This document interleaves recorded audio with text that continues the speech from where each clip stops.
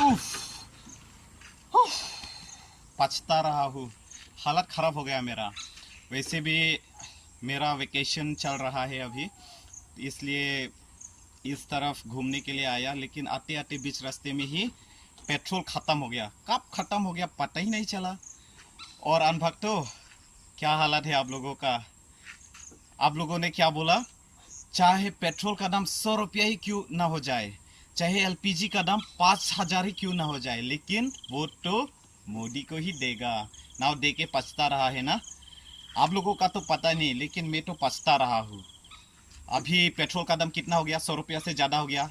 LPG का दाम कितना हो गया? 1,000 रुपया से ज़्यादा हो गया। मुबारक हो, enjoy your life. Now dreams come true. आप लोगों का सपना धीरे धीरे पूरा हो रहा है। मेरा तो हालत टाइट है, पता नहीं आप लोगों का। अभी मैं ये स्कूटी ठेल के कहाँ तक ले जा पाएगा पता नहीं।